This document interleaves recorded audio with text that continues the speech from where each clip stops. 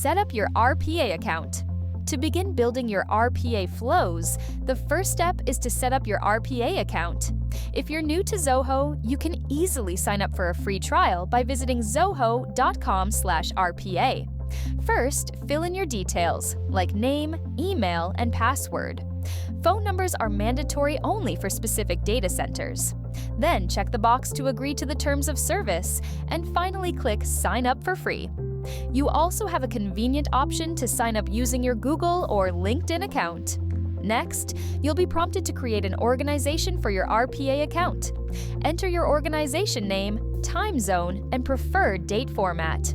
Once you fill in the details, click Create.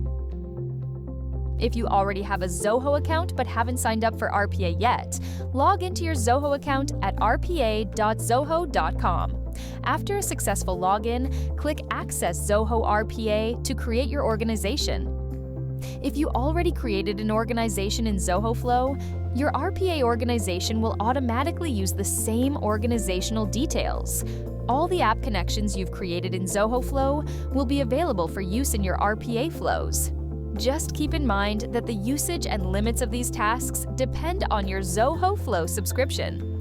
Click Proceed to create your RPA organization, and you've successfully set up your account. Now, let's take a screen tour of the platform in our next lesson.